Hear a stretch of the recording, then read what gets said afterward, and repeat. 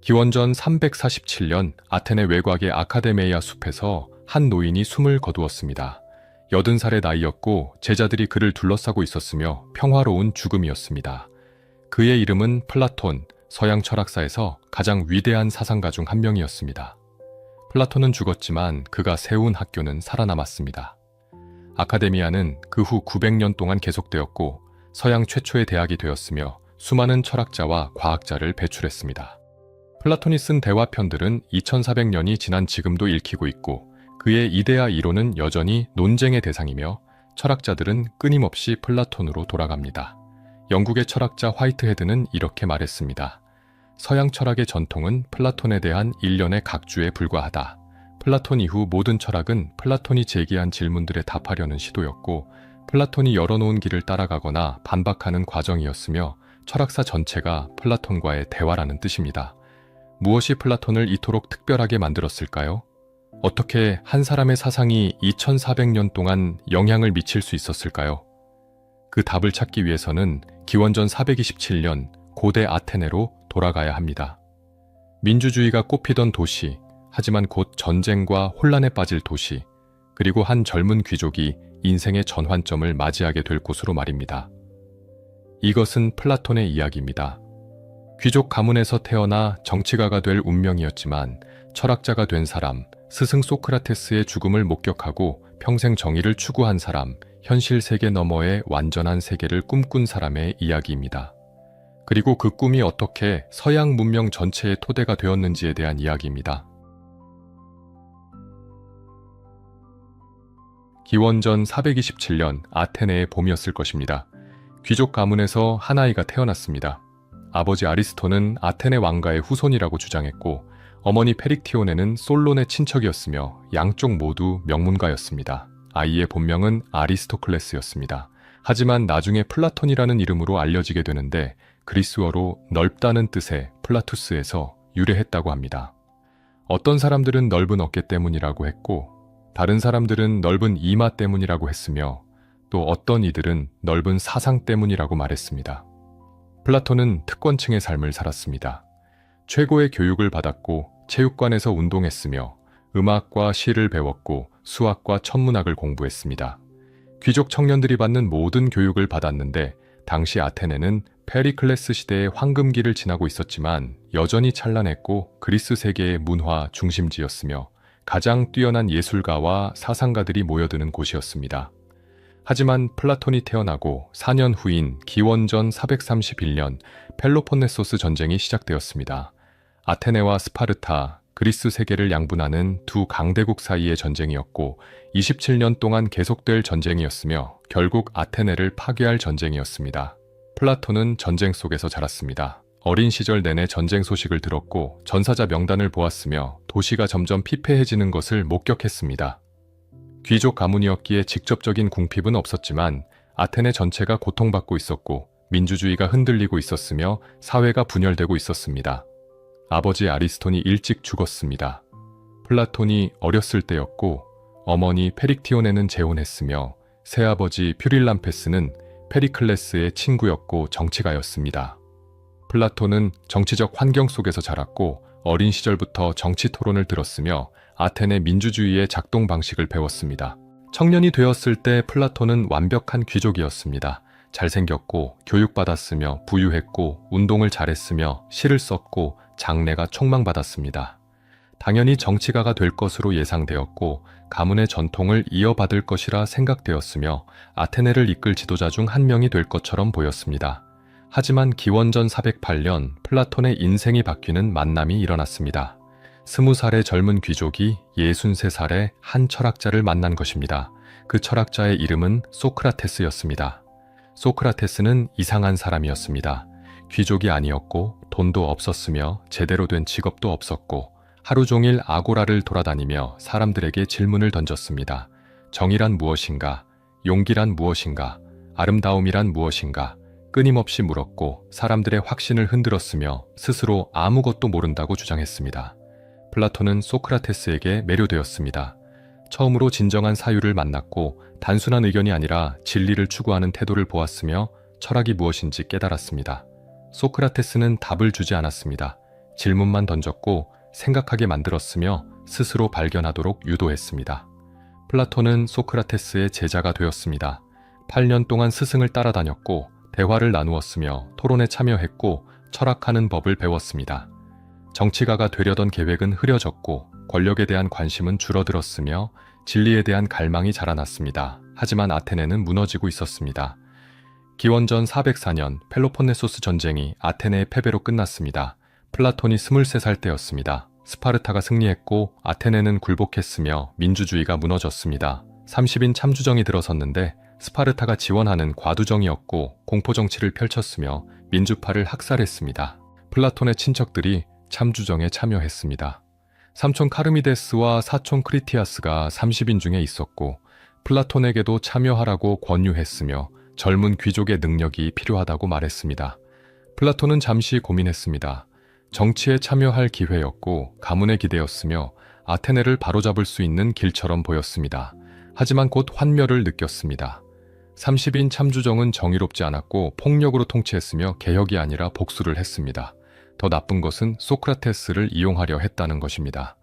런이라는 사람을 체포하라고 소크라테스에게 명령했는데 부당한 명령이었고 소크라테스는 거부했으며 죽음을 무릅쓰고 정의를 지켰습니다.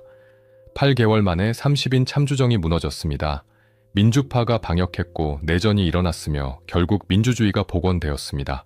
카르미데스와 크리티아스는 전투에서 죽었고 플라톤은 가족을 잃었으며 정치에 대한 기대는 완전히 사라졌습니다. 24살의 플라톤은 혼란스러웠습니다.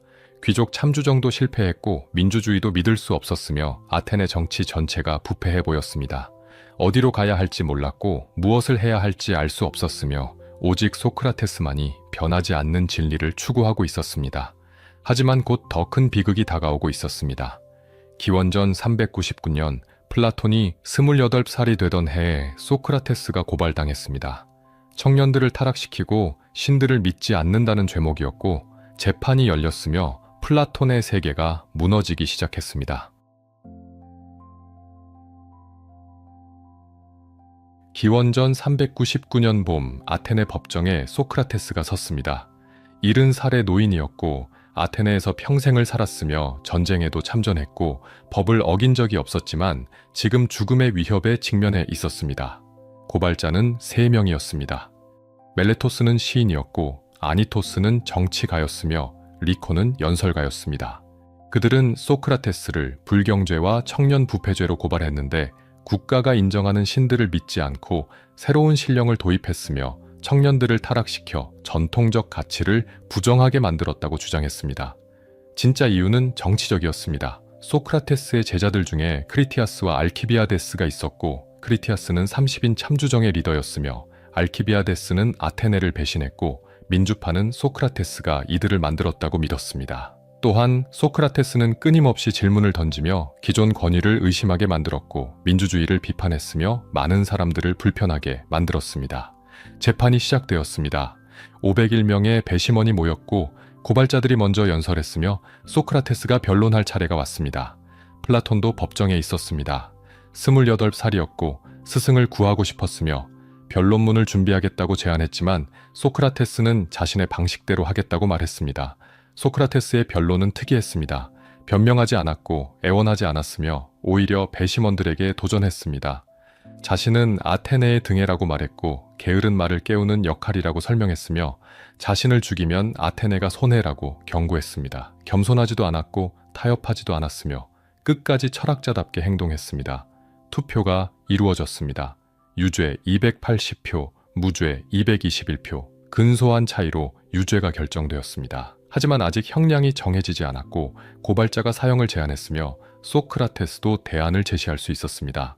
보통은 망명을 제안하거나 벌금을 제안했습니다. 하지만 소크라테스는 도발적으로 대답했습니다. 자신이 아테네에 유익함으로 프리타네이온에서 무료 식사를 제공받아야 한다고 말했는데 올림픽 우승자들에게 주는 명예였고 배심원들은 모욕으로 받아들였으며 분노했습니다.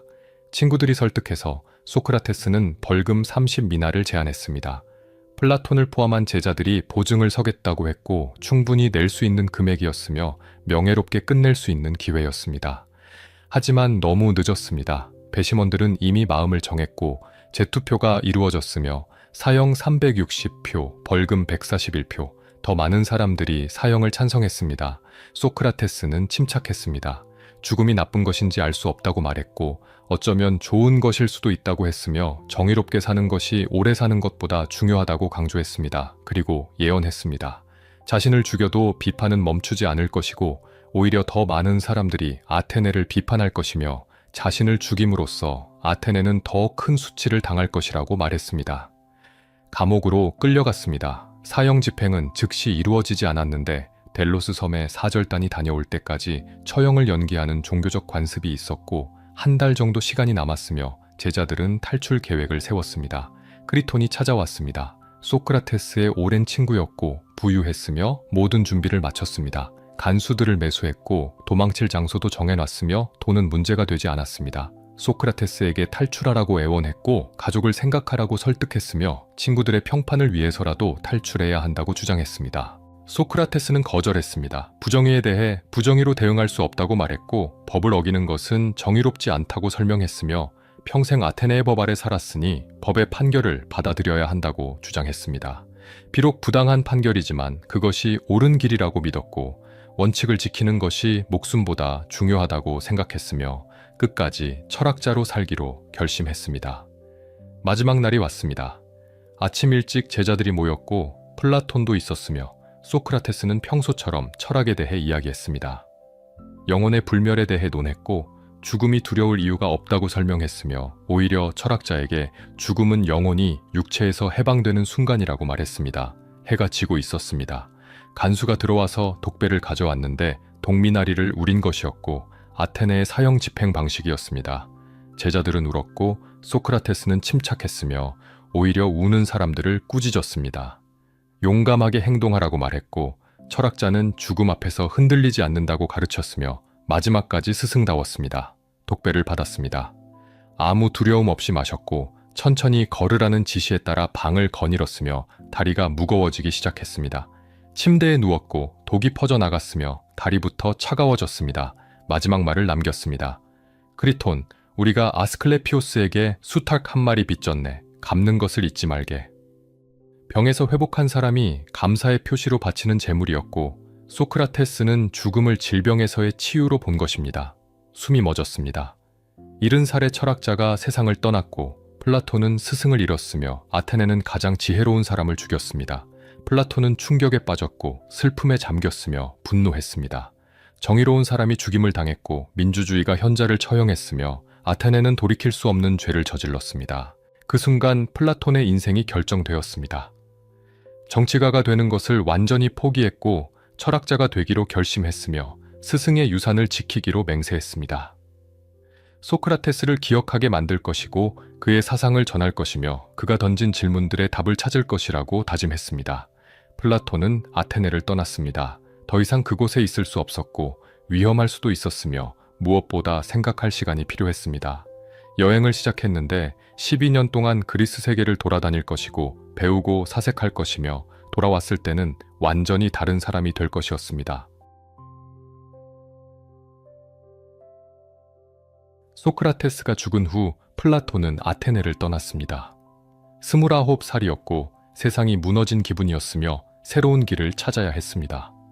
먼저 메가라로 갔는데 그곳에 소크라테스의 또 다른 제자 으클레이데스가 살고 있었습니다. 같은 슬픔을 공유하는 사람들과 함께 있고 싶었고 철학적 대화를 계속할 수 있었습니다. 메갈에서 몇 년을 보냈습니다. 소크라테스에 대해 이야기하면서 그의 대화를 기억해냈고 기록하기 시작했습니다.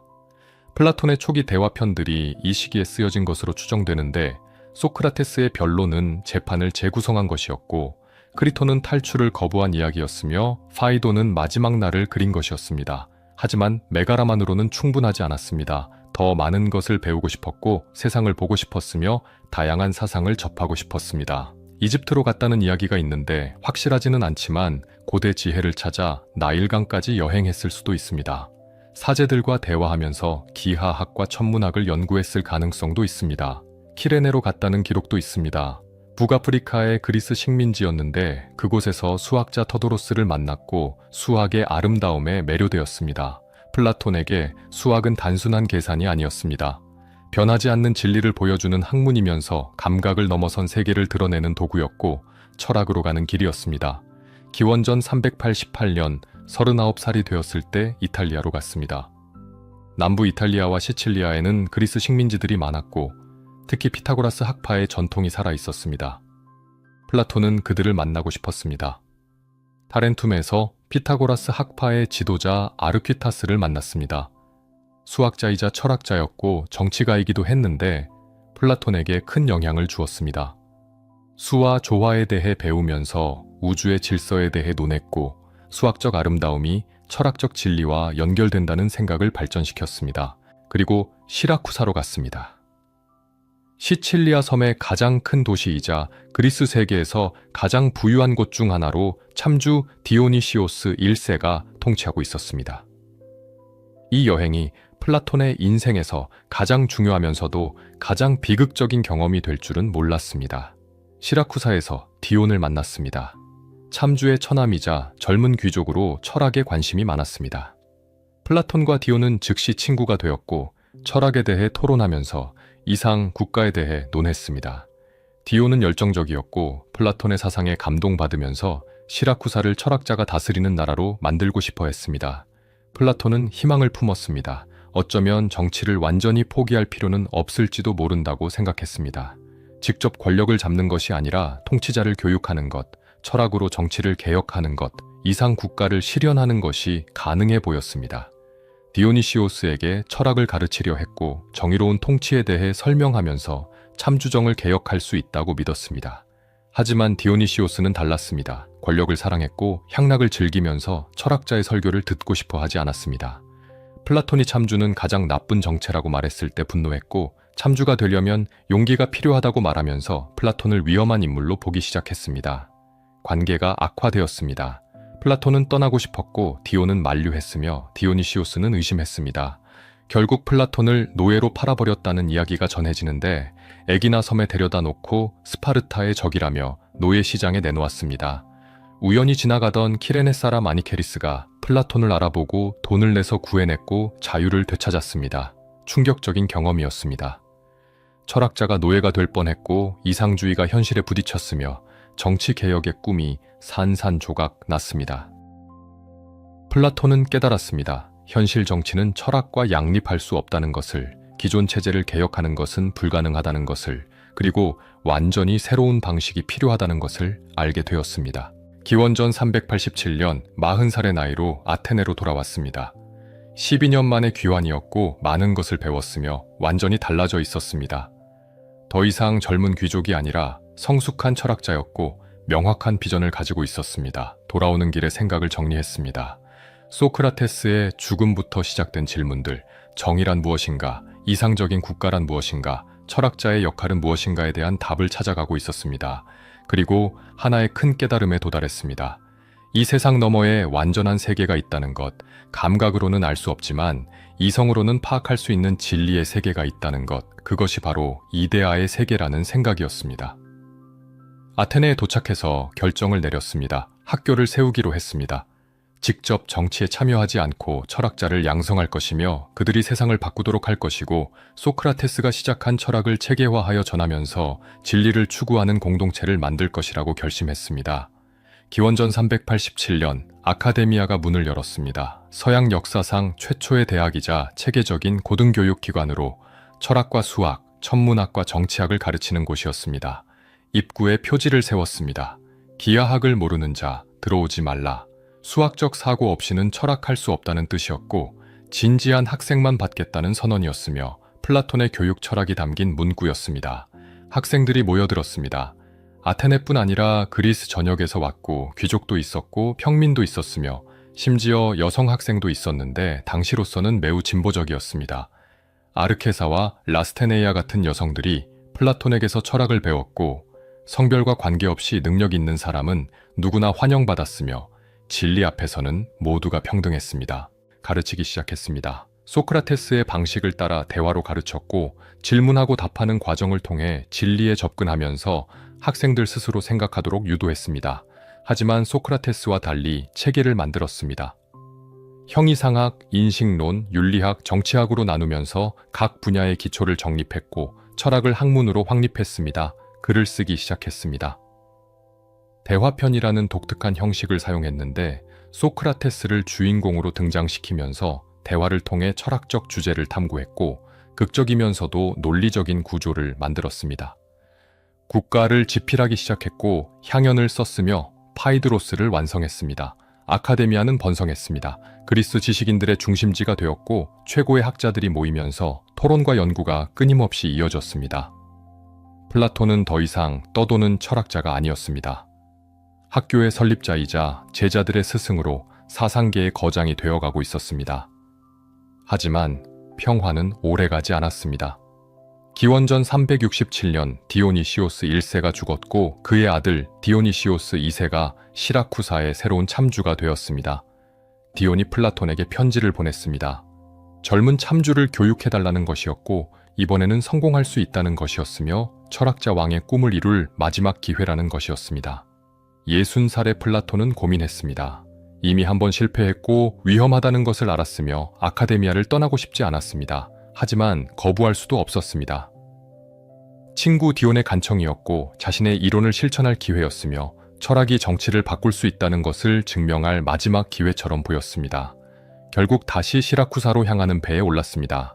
두 번째 여행이었고 더 나이가 들었으며 더 현명해졌지만 여전히 희망을 버리지 못했습니다. 철학자 왕이라는 꿈, 이상국가의 실현이라는 비전이 플라톤을 다시 위험 속으로 이끌었고 또다시 실망과 환멸을 경험하게 될 것이었습니다. 기원전 367년 플라톤은 다시 시칠리아에 도착했습니다.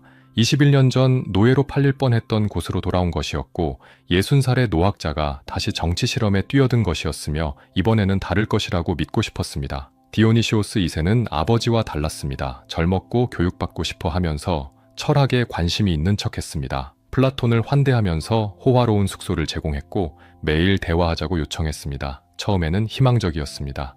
젊은 참주가 진지하게 배우려는 것처럼 보였고 개혁이 가능할 것 같았으며 플라톤은 조심스럽게 기대했습니다. 하지만 곧 문제가 드러났습니다. 디오니시오스는 철학을 진정으로 사랑한 것이 아니라 유행처럼 여겼습니다. 깊이 있는 공부보다는 피상적인 지식을 원했고 무엇보다 권력을 놓고 싶어 하지 않았습니다. 플라톤이 정의로운 통치에 대해 말하면 듣는 척했지만 실제로 바꾸려는 의지는 없었고 철학은 장식일 뿐 본질은 여전히 참주였습니다. 더 나쁜 것은 디온과의 관계였습니다. 디오니시오스는 삼촌 디온을 두려워했습니다. 디온이 너무 인기 있었고 영향력이 컸으며 자신의 권력을 위협할 수 있다고 생각했습니다. 플라톤과 디온이 가깝다는 것을 알았고 질투하면서 의심했습니다. 결국 디온을 추방시켜 버렸습니다. 시라쿠사에서 떠나라고 명령하면서 재산을 몰수했고 돌아오면 죽이겠다고 위협했습니다. 플라톤은 충격받았습니다. 친구를 구하려 했지만 소용없었고 디온을 위해 변론했지만 받아들여지지 않았으며 오히려 자신도 위험해졌습니다. 떠나고 싶었지만 디오니시오스가 허락하지 않아서 사실상 포로가 되었고 몇 달 동안 시라쿠사에 갇혀 있어야 했습니다. 친구 아르퀴타스가 구해주었습니다. 타렌툼의 피타고라스 학파 지도자였던 그가 사절단을 보내서 외교적 명분을 만들어 플라톤을 데려갔고 겨우 탈출할 수 있었습니다. 기원전 366년 61살의 플라톤은 다시 아테네로 돌아왔습니다. 두 번째 실패였고 더 깊은 환멸이었으며 철학자 왕의 꿈은 점점 멀어지고 있었습니다. 하지만 디온이 포기하지 않았습니다. 추방당해 아테네로 온 그는 복수를 계획했고 시라쿠사를 해방시키겠다고 다짐하면서 플라톤에게 지원을 요청했습니다. 플라톤은 난처했습니다.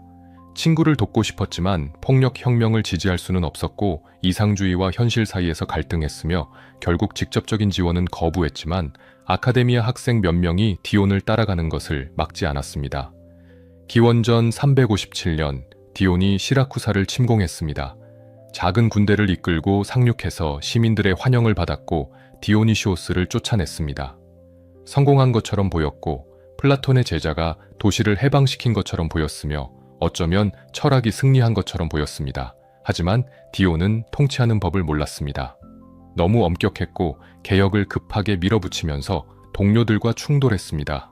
3년 후 암살당했습니다. 동료 칼리포스가 배신했고 또 다른 참주정이 시작되었으며 혼란만 남았습니다. 플라톤의 가장 가까운 친구가 죽었고 정치 실험은 완전히 실패했으며 현실 정치에서 철학이 무력하다는 것이 다시 증명되었습니다. 기원전 361년 디오니시오스 2세가 다시 플라톤을 초청했습니다. 세 번째였고 이번에는 정말로 배우고 싶다고 하면서 과거는 잊자고 제안했습니다. 플라톤은 거절하려 했습니다.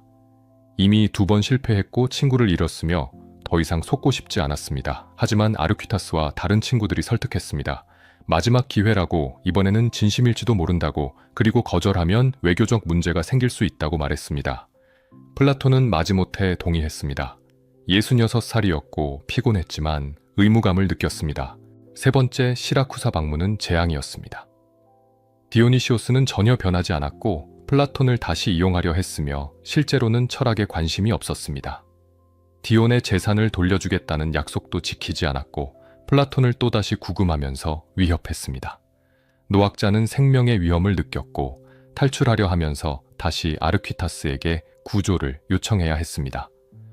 기원전 360년 마침내 시라쿠사를 떠났습니다. 세 번째이자 마지막 방문이었고 완전한 실패로 끝났으며 플라톤은 결론을 내렸습니다. 현실 정치에서 철학은 작동하지 않는다는 것, 기존 체제를 개혁하는 것은 불가능하다는 것, 그리고 이상국가는 이 세상에서 실현될 수 없다는 것을 받아들였습니다. 아테네로 돌아와서 국가를 다시 읽었습니다. 자신이 쓴 이상 국가의 청사진이자 철학자 왕이 다스리는 완벽한 사회로 정의가 실현되는 세계였습니다. 하지만 이제는 알았습니다. 이것은 현실의 설계도가 아니라 이상의 모델이라는 것을, 이 세상에서 실현될 수 없지만 우리가 지향해야 할 기준이라는 것을, 그리고 철학자의 역할은 권력을 잡는 것이 아니라 진리를 밝히는 것이라는 깨달음이었습니다. 법률을 쓰기 시작했습니다. 국가보다 현실적인 작품으로 이상보다는 실현 가능성을 고려했고 차선책으로서의 정치체제를 논했습니다. 철학자 왕 대신 법의 지배를 제안했고 완벽한 국가 대신 개선 가능한 국가를 모색하면서 이상주의와 현실주의 사이에 타협점을 찾았습니다. 70살이 넘어서 대부분의 시간을 아카데미아에서 보냈고 가르치고 쓰는 것에 집중했습니다. 제자들이 그리스 전역으로 퍼져나갔습니다. 어떤 이들은 정치가가 되었고 어떤 이들은 학자가 되었으며 플라톤의 사상이 전파되었습니다. 가장 뛰어난 제자가 왔습니다. 기원전 367년 17살의 젊은이가 아카데미아에 입학했습니다. 마케도니아에서 온 아리스토텔레스로 20년 동안 플라톤 밑에서 공부할 것이며 나중에 스승을 넘어설 것이고, 하지만 평생 플라톤의 영향 아래 있을 것이었습니다. 플라톤은 아리스토텔레스를 높이 평가했습니다. 아카데미아의 정신이라고 부르면서 뛰어난 재능을 인정했고 토론 상대로 삼았습니다. 하지만 두 사람은 달랐습니다. 플라톤은 이상을 추구했고 아리스토텔레스는 현실을 관찰했으며 스승과 제자는 존경하면서도 다른 길을 갔습니다. 나이가 들면서 플라톤은 더 신비주의적이 되었습니다. 수학과 천문학에 더 몰두하면서 우주의 조화에 대해 사색했고 티마이오스를 썼는데 우주의 창조와 질서를 다룬 작품으로 플라톤 철학의 형이상학적 정점이었으며 중세시대에 가장 많이 읽힌 대화편이 될 것이었습니다. 아카데미아는 플라톤의 생애 최대 업적이 되었습니다.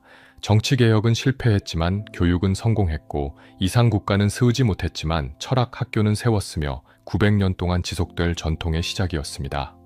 로마 황제가 기원 후 529년에 폐쇄할 때까지 아카데미아는 서양 지성의 중심지로 남아있을 것이었습니다.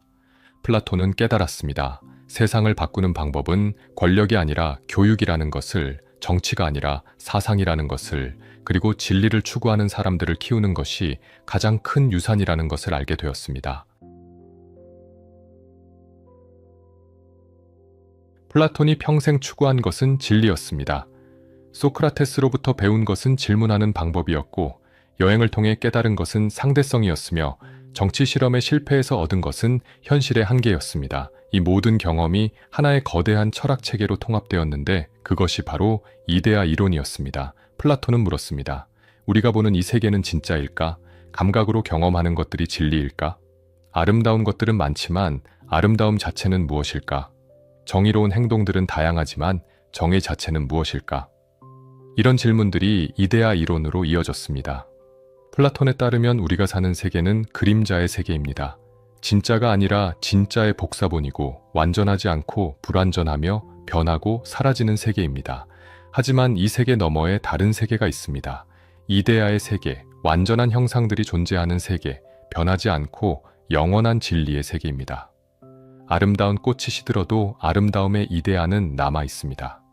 정의로운 행동이 실패해도 정의의 이데아는 변하지 않습니다. 우리가 보는 개별적인 것들은 모두 이데아의 불완전한 모방이고 이데아야말로 진정한 실제입니다. 유명한 동굴의 비유가 이것을 설명합니다.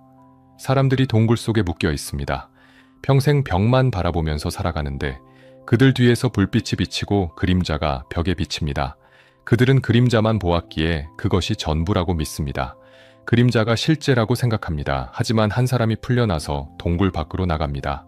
처음에는 빛이 눈부셔서 아무것도 볼 수 없습니다. 천천히 적응하면서 진짜 사물들을 보기 시작합니다. 그림자가 아니라 실제 대상들을, 불빛이 아니라 태양을 봅니다. 진리를 깨닫습니다. 그는 동굴로 돌아가서 다른 사람들에게 말합니다.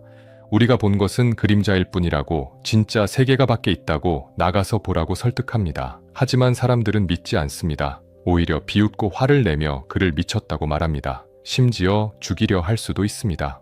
이것이 철학자의 운명입니다. 진리를 본 사람은 동굴로 돌아가야 합니다. 사람들을 구하기 위해, 진리를 전하기 위해 비록 이해받지 못하고 박해받더라도 돌아가야 합니다. 소크라테스가 그랬고 플라톤 자신도 그랬으며 모든 철학자가 짊어져야 할 십자가입니다. 그렇다면 어떻게 이데아를 알 수 있을까요? 감각은 그림자만 보여줍니다. 눈으로 보는 것, 귀로 듣는 것, 손으로 만지는 것은 모두 불완전한 복사본입니다. 진리에 도달하려면 감각을 넘어서야 합니다. 이성을 사용해야 합니다. 수학이 모델입니다. 삼각형을 생각해 보십시오.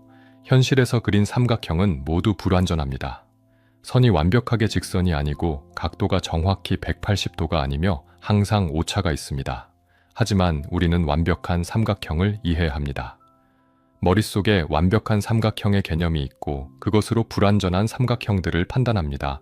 완벽한 삼각형은 어디에 있을까요? 현실에는 없습니다. 하지만 이데아의 세계에 있습니다. 우리는 그것을 이성으로 파악하고 수학적 증명으로 확인하며 감각과 무관하게 진리를 발견합니다. 이것이 철학의 방법입니다. 플라톤은 수학을 철학의 입구로 삼았습니다. 아카데미아 입구에 기하학을 모르는 자 들어오지 말라 고 쓴 이유가 이것입니다. 수학을 통해 감각을 넘어서는 법을 배우고 추상적 사유에 익숙해지며 이성의 힘을 기르면 그때 철학을 할 준비가 된 것입니다. 이데아 중에서도 가장 높은 이데아가 있습니다. 선의 이데아 또는 좋음의 이데아입니다. 태양이 물리적 세계를 비추듯이 선의 이데아는 이데아의 세계를 비춥니다. 모든 다른 이데아들을 이해 가능하게 만들고 진리와 아름다움의 근원이며 궁극적 실제입니다. 철학자는 선의 이데아를 추구합니다. 평생을 걸쳐서 단계적으로 올라가는데 먼저 감각적 아름다움에서 시작합니다.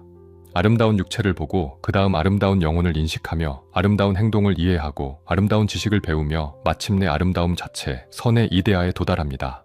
이것을 플라톤은 에로스라고 불렀습니다. 사랑. 하지만 육체적 사랑이 아니라 철학적 사랑입니다. 진리에 대한 갈망, 아름다움에 대한 동경, 완전함을 향한 욕구가 철학자를 이끕니다. 에로스는 사다리처럼 우리를 위로 끌어올리고 동굴에서 빛으로 인도하며 그림자에서 실제로 안내합니다. 향연에서 플라톤은 이것을 아름답게 표현했습니다. 여러 사람이 사랑에 대해 연설하는데 마지막에 소크라테스가 말합니다. 진정한 사랑은 아름다움의 사다리를 올라가는 것이고 육체에서 영혼으로, 개별자에서 보편자로, 유한에서 무한으로 나아가는 것이며 끝에는 갑자기 놀랍게 아름다움 자체를 보게 된다고 설명합니다. 이데아 이론은 모든 것을 설명했습니다. 인식론을 설명했는데 우리가 어떻게 진리를 알 수 있는지, 왜 감각이 부족한지, 이성이 왜 필요한지를 밝혔습니다. 형이상학을 설명했는데 무엇이 진정으로 존재하는지, 변화와 영원의 관계는 무엇인지를 보여주었습니다. 윤리학도 설명했습니다. 좋음의 이데아가 있기에 우리는 무엇이 선한지 알 수 있고 정의의 이데아가 있기에 정의로운 행동을 판단할 수 있으며 덕의 이데아가 있기에 덕을 추구할 목표가 있습니다.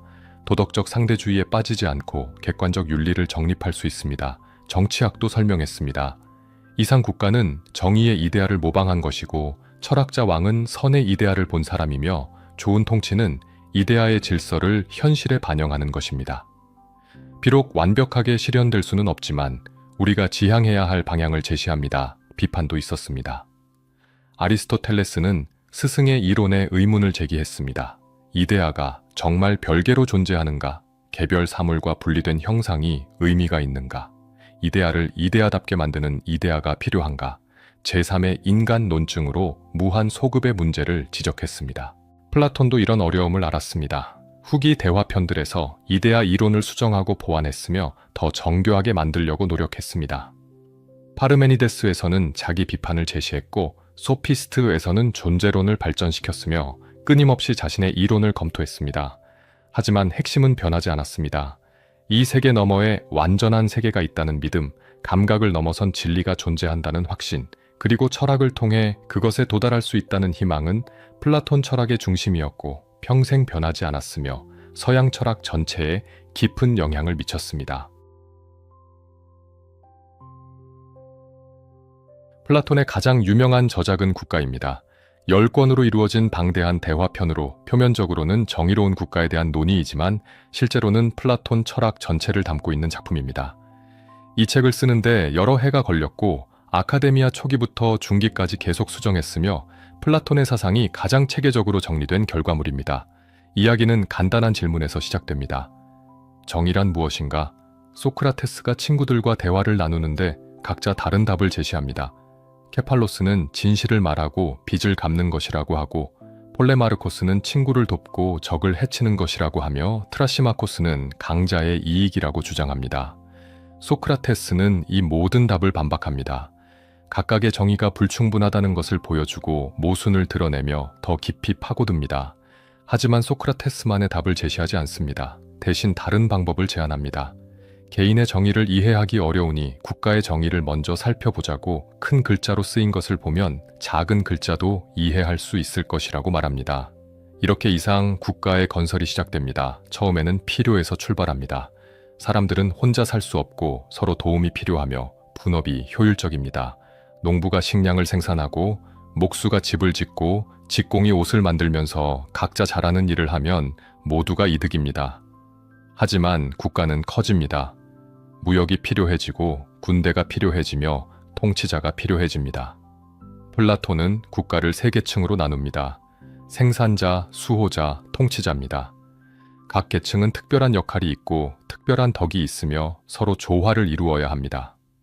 생산자는 절제의 덕을 가져야 합니다. 농부와 장인과 상인들로 물질적 필요를 충족시키는 사람들입니다. 욕망을 절제하고 자신의 일에 충실하며 통치자의 명령을 따라야 합니다. 영혼의 욕망 부분에 해당합니다. 수호자는 용기의 덕을 가져야 합니다. 군인들로 국가를 방어하는 사람들입니다. 죽음을 두려워하지 않고 명예를 사랑하며 강인해야 합니다.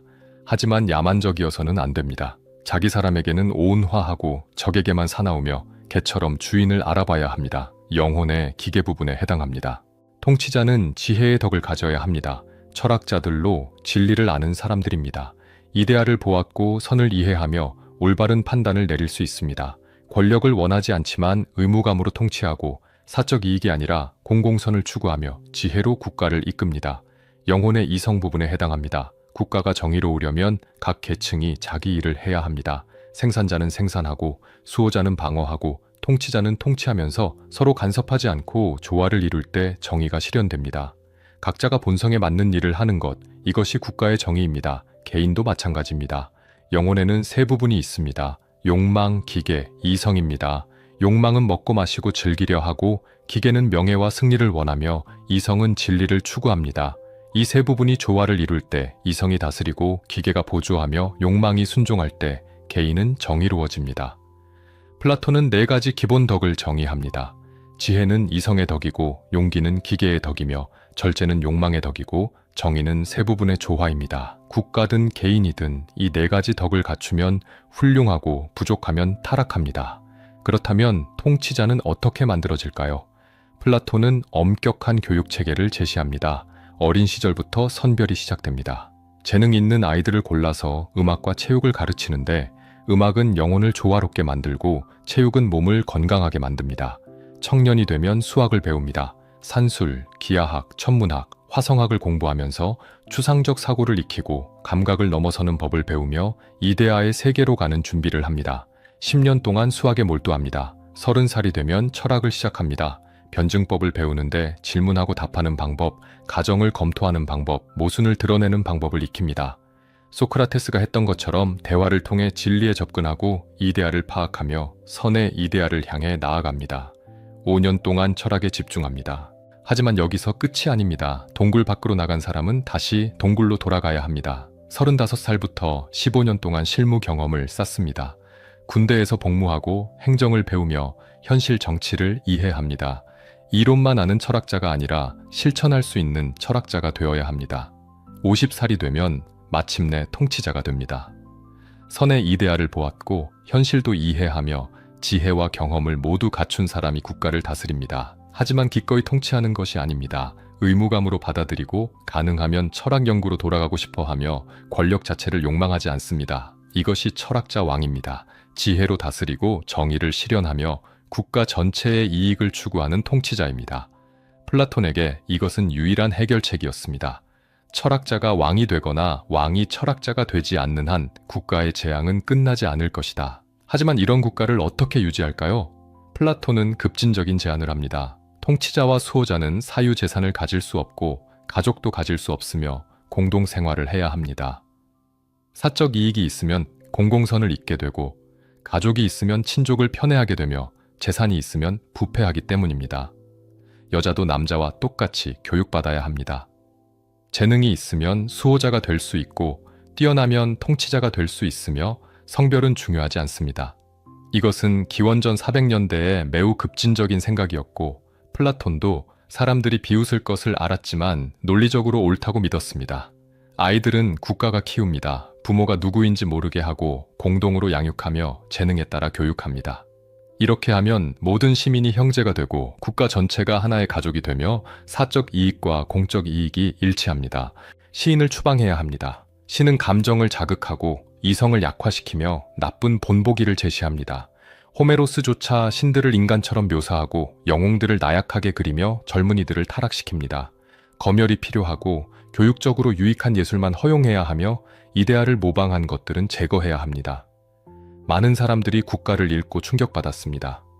너무 억압적이라고 전체주의적이라고 개인의 자유를 무시한다고 비판했습니다. 20세기의 독재자들이 플라톤을 참고했다는 주장도 있고 열린 사회와 그 적들에서 칼 포퍼는 플라톤을 전체주의의 원조로 규정했습니다. 하지만 다른 해석도 있습니다. 플라톤은 실제로 이런 국가를 건설하려 한 것이 아니라 이상을 제시한 것이고 정의란 무엇인가를 철학적으로 탐구한 것이며 현실의 설계도가 아니라 사유의 모델이라는 해석입니다. 플라톤 자신도 국가의 끝부분에서 이것이 하늘에만 있는 이상이라고 인정합니다. 중요한 것은 질문입니다. 정의로운 삶이 불의한 삶보다 나은가? 도덕적으로 사는 것이 실제로 더 행복한가? 권력과 부를 추구하는 것보다 진리를 추구하는 것이 더 가치 있는가? 플라톤은 정의로운 사람의 영혼이 조화롭고 조화로운 영혼이 행복하며 따라서 정의가 실제로 이롭다고 증명하려 했습니다. 국가는 2400년 동안 읽혀왔습니다. 찬성하든 반대하든 무시할 수 없는 작품이고 정치 철학의 고전이며 서양 사상사에서 가장 영향력 있는 책 중 하나입니다. 플라톤이 던진 질문들은 여전히 유효하고 그의 답은 여전히 논쟁적이며 국가는 살아있는 텍스트로 남아 있습니다. 플라톤의 가장 유명한 저작은 국가입니다. 10권으로 이루어진 방대한 대화편으로 표면적으로는 정의로운 국가에 대한 논의이지만 실제로는 플라톤 철학 전체를 담고 있는 작품입니다. 이 책을 쓰는데 여러 해가 걸렸고 아카데미아 초기부터 중기까지 계속 수정했으며 플라톤의 사상이 가장 체계적으로 정리된 결과물입니다. 플라톤이 70대에 접어들면서 아카데미아는 그리스 세계에서 가장 명망 있는 학교가 되어 있었습니다. 40년 가까이 운영되면서 수많은 제자를 배출했고 그중 많은 이들이 정치가나 학자가 되었으며 플라톤의 영향력은 아테네를 넘어 퍼져나갔습니다. 하지만 플라톤 자신은 점점 더 이론적인 문제에 몰두했습니다. 정치 개혁의 꿈은 포기했고 현실 정치에 대한 관심도 줄어들었으며 순수하게 철학적인 탐구에 집중했습니다. 후기 대화편들은 초기나 중기와 다른 성격을 띠는데 더 추상적이고 더 기술적이며 때로는 읽기 어려울 정도로 난해합니다. 파르메니데스를 썼습니다. 자기 비판의 작품으로 이데아 이론의 난점들을 정면으로 다룹니다. 젊은 소크라테스가 노철학자 파르메니데스에게 이데아 이론을 설명하는데 파르메니데스는 날카로운 질문으로 문제점들을 지적합니다. 이데아가 정말 분리되어 있는가? 제3의 인간 문제를 어떻게 해결할 것인가? 플라톤은 답을 주지 않고 문제만 제기하면서 독자들에게 생각하도록 만듭니다. 테아이테토스에서는 지식의 본성을 탐구합니다. 지식은 지각인가? 참된 믿음인가? 정당화된 참된 믿음인가? 각각의 정의를 검토하고 반박하면서 인식론의 근본 문제들을 다룹니다. 답을 찾지 못한 채 끝나는데 소크라테스적 무지의 자각으로 돌아갑니다. 소피스트에서는 존재와 비존재의 문제를 다룹니다. 파르메니데스는 비존재는 말할 수 없다고 했지만 그렇다면 거짓은 어떻게 가능한가? 거짓말은 없는 것을 있다고 하는 것인데 없는 것을 말할 수 없다면 거짓말도 불가능해집니다. 플라톤은 복잡한 논증을 통해 비존재를 다르게 이해하려 하고 존재론을 정교하게 만들어갑니다. 정치가에서는 통치의 기술을 분석합니다. 국가에서 그린 이상적 통치자와 달리 현실에서 가능한 통치자를 논하면서 법의 역할을 강조합니다. 이상적으로는 철학자 왕이 최선이지만 그것이 불가능하면 법이 차선책이고 법의 지배가 독재보다 낫다고 인정합니다. 가장 긴 후기 대화편은 법률입니다. 플라톤의 마지막 작품으로 죽을 때까지 수정하다가 미완성으로 남았습니다. 국가와는 다른 접근인데 이상이 아니라 실현 가능성에 초점을 맞추고 철학자 왕이 아니라 법의 지배를 전제하며 현실적인 국가 운영 방안을 제시합니다. 법률의 국가는 국가보다 덜 급진적입니다. 사유재산을 인정하고 가족을 유지하며 완벽한 공산주의가 아니라 제한된 재산 소유를 허용합니다.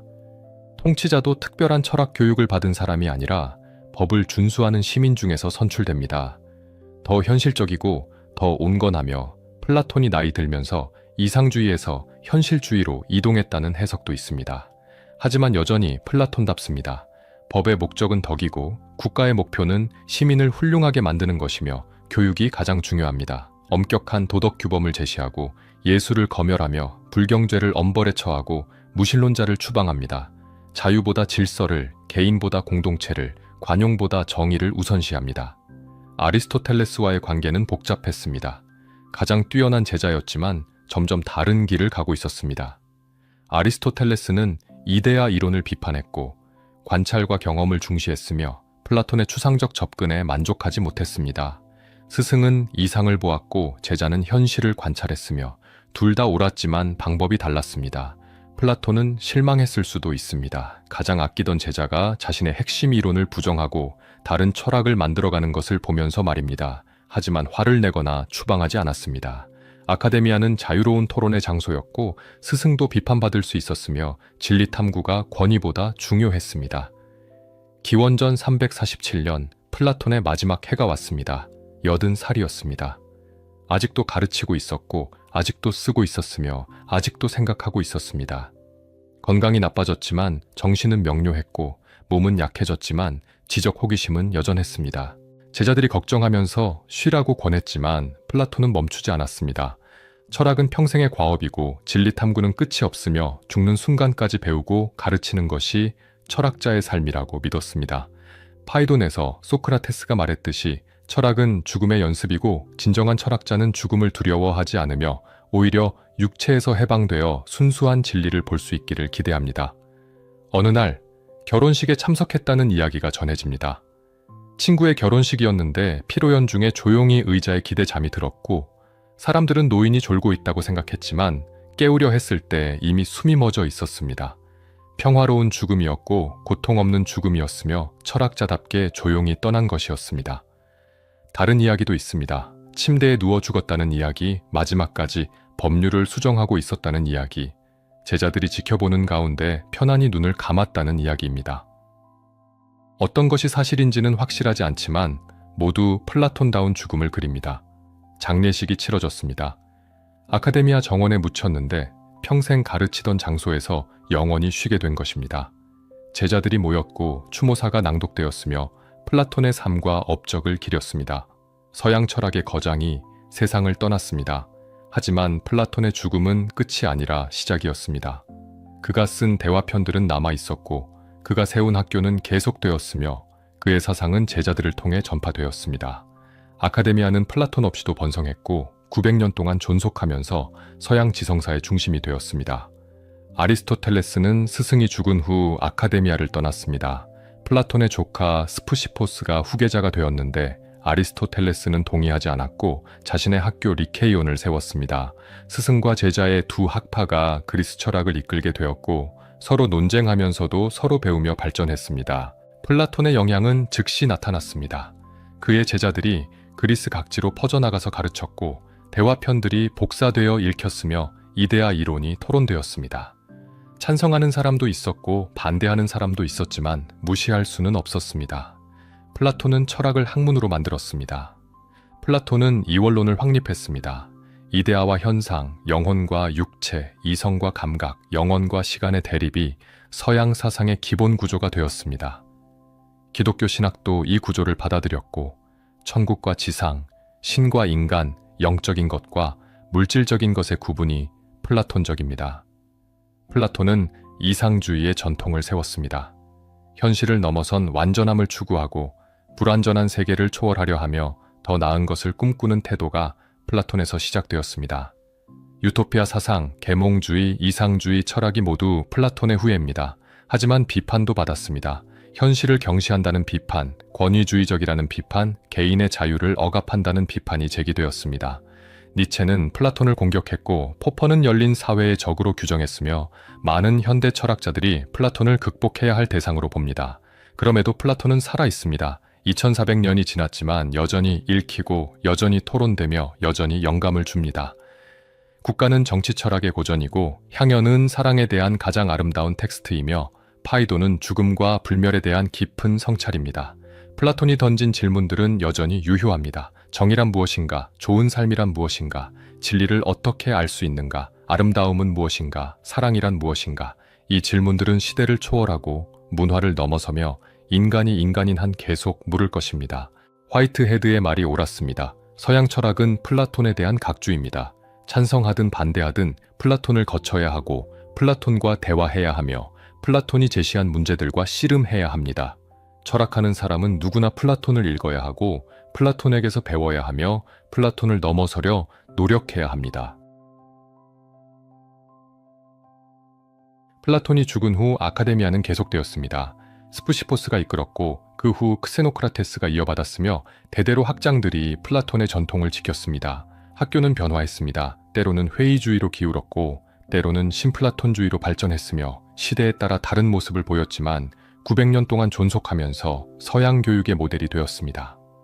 로마 시대에도 아카데미아는 중요했습니다. 키케로는 플라톤을 숭배했고 로마의 지식인들은 그리스 철학을 배우러 아테네로 왔으며 아카데미아는 여전히 명성을 유지했습니다. 기원 후 529년 동로마 황제 유스티니아누스가 이교도 학교들을 폐쇄하면서 마침내 문을 닫았지만 1000년 가까이 지속된 것만으로도 역사상 가장 오래된 대학이었습니다. 기독교는 플라톤을 받아들였습니다. 초기 교부들, 특히 아우구스티누스는 플라톤 철학을 기독교 신학과 결합했습니다. 이데아의 세계는 신의 마음속 생각이 되었고 선의 이데아는 신 자신이 되었으며 영혼의 불멸은 기독교 교리와 일치했습니다. 플라톤은 기독교 이전의 기독교인으로 불렸고 그의 철학은 신학의 기초가 되었습니다. 중세시대에 티마이오스가 가장 많이 읽혔습니다. 우주의 창조를 다룬 대화편으로 기독교의 창조 이야기와 연결되었고 우주의 질서는 신의 섭리로 해석되었으며 플라톤주의와 기독교가 융합되었습니다. 12세기의 다른 대화편들도 라틴어로 번역되면서 플라톤 르네상스가 일어났습니다. 르네상스 시대에 플라톤이 부활했습니다. 피렌체에 플라톤 아카데미가 세워졌고 마르실리오 피치노가 플라톤 전집을 번역했으며 인문주의자들이 플라톤을 열광적으로 받아들였습니다. 피코델라 미란돌라는 플라톤과 기독교의 조화를 추구했고 르네상스 예술에도 플라톤 철학이 영향을 미쳤으며 아테네 학당에서 라펠로는 플라톤을 중심에 그렸습니다. 근대 철학자들도 플라톤과 씨름했습니다. 데카르트는 이성주의로 플라톤의 길을 따랐고 라이프니츠는 단자론에서 이데아 이론을 변형했으며 칸트는 물자체와 현상의 구분으로 플라톤의 이원론을 계승했습니다. 찬성하든 반대하든 플라톤을 무시할 수 없었습니다. 낭만주의자들이 플라톤을 사랑했습니다. 향연의 사랑 이론은 낭만적 사랑의 원형이 되었고 이데아의 세계는 상상력의 원천이 되었으며 현실을 초월하려는 열망은 낭만주의 정신과 일치했습니다. 셸리는 플라톤을 번역했고 워즈워스는 플라톤적 회상을 노래했으며 낭만주의 시 전체에 플라톤의 그림자가 드리워졌습니다. 하지만 비판도 심해졌습니다. 니체는 플라톤을 맹렬히 공격했습니다. 플라톤이 현실을 부정하고 삶을 경시했으며 이 세계 대신 저 세계를 추구하면서 허무주의를 낳았다고 비난했습니다. 니체에게 플라톤은 극복해야 할 대상이었고 서양 철학의 병폐였으며 생명을 억압하는 사상이었습니다. 20세기에 칼 포퍼가 열린 사회와 그 적들을 썼습니다. 플라톤을 전체주의의 선구자로 규정했고 국가를 억압적 유토피아로 해석했으며 플라톤이 민주주의를 적대시하고 개인의 자유를 무시했다고 비판했습니다. 이 책은 큰 논쟁을 일으켰고 플라톤 해석의 분수령이 되었습니다. 변호하는 사람들도 많았습니다. 국가는 실제 정치 강령이 아니라 철학적 탐구이고 억압이 아니라 정의를 추구한 것이며 전체주의와는 다르다고 주장했습니다. 플라톤은 자신의 시대에 진지하게 최선의 국가를 고민했고 비록 현대적 기준으로 보면 문제가 있지만 역사적 맥락에서 이해해야 한다고 변론했습니다. 분석 철학자들은 플라톤을 다르게 읽었습니다. 논리와 논증에 주목했고 대화편의 문학적 측면보다 철학적 주장을 분석했으며 플라톤을 현대 철학의 문제들과 연결시켰습니다. 이데아 이론을 보편자 문제로 재해석했고 인식론을 현대적 용어로 번역했으며 플라톤이 여전히 동시대적이라는 것을 보여주었습니다. 대륙 철학에서도 플라톤은 중요했습니다. 하이데거는 플라톤에서 형이상학이 시작되었다고 보았고 존재를 망각하게 만든 원인으로 지목했지만 동시에 플라톤과의 대화를 계속했습니다. 들레즈는 플라톤을 전복하려 했고 데리다는 플라톤 텍스트를 해체했지만 모두 플라톤에서 출발했습니다. 페미니스트 철학자들은 플라톤에 대해 양가적입니다. 한편으로 플라톤은 여성도 통치자가 될 수 있다고 주장했고 성별이 본질적 차이가 아니라고 보았으며 고대 세계에서 매우 진보적이었습니다. 다른 한편으로 이성과 감각, 영혼과 육체의 이원론이 남성성과 여성성의 위계를 정당화했다고 비판받습니다. 정치 철학에서 플라톤은 계속 논쟁적입니다. 존 롤스는 정의론에서 플라톤을 비판적으로 계승했고 마이클 샌델은 공동체주의적 해석을 제시했으며 레오 스트라우스는 플라톤의 비밀 가르침을 탐구했습니다. 좌파도 우파도 플라톤을 인용하고 자유주의자도 보수주의자도 플라톤을 참조하며 플라톤은 모든 정치 사상의 참조점입니다. 교육 이론에서 플라톤의 영향은 지대합니다. 전인 교육, 단계적 교육, 영재 교육의 개념이 모두 플라톤에서 나왔고 교육의 목적이 덕의 함양이라는 생각도 플라톤적이며 대학이라는 제도 자체가 아카데미아의 후예입니다. 오늘날에도 플라톤은 읽힙니다. 철학과 학생들의 필독서이고 정치학도들의 고전이며 일반 독자들도 국가나 향연을 읽습니다. 대화편의 문학적 아름다움은 여전히 사람들을 매료시키고 소크라테스의 질문은 여전히 생각하게 만들며 플라톤의 비전은 여전히 영감을 줍니다. 플라톤의 유산은 구체적인 답이 아니라 질문하는 방법입니다. 당연하게 여기는 것을 의심하고 더 깊이 파고들며 진리를 끝없이 추구하는 태도가 플라톤이 남긴 것입니다. 소크라테스가 아테네 거리에서 질문했던 것처럼 플라톤이 아카데미아에서 가르쳤던 것처럼 우리도 계속 질문해야 합니다. 정의란 무엇인가? 좋은 삶이란 무엇인가? 진리는 어디에 있는가? 이 질문들은 끝나지 않았고 답도 완성되지 않았으며 각 세대가 다시 물어야 합니다. 플라톤은 답을 주지 않았습니다. 질문하는 법을 가르쳤고 생각하는 법을 보여주었으며 진리를 사랑하는 법을 전했습니다. 이것이 플라톤의 진정한 유산입니다. 2400년이 지났지만 여전히 살아있고 여전히 도전적이며 여전히 우리에게 말을 겁니다. 플라톤을 읽는 사람은 누구나 질문받습니다. 당신은 어떻게 살 것인가? 무엇이 진리인가? 어떤 세계를 꿈꾸는가? 동굴 속에 머물 것인가? 아니면 밖으로 나갈 것인가? 그림자에 만족할 것인가? 아니면 실제를 찾을 것인가? 편안한 무지를 택할 것인가? 아니면 고통스러운 진리를 추구할 것인가? 플라톤은 우리에게 선택을 요구합니다. 그리고 그 선택은 오늘도 유효합니다. 플라톤이 살았던 기원전 4세기나 우리가 사는 21세기나 인간은 여전히 같은 질문 앞에 서 있고 여전히 진리를 갈망하며 여전히 더 나은 세계를 꿈꿉니다. 플라톤이 영원한 이유입니다.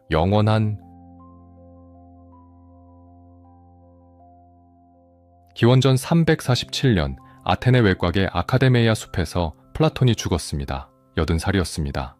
80년의 삶, 60년의 철학, 40년의 가르침이 끝났습니다.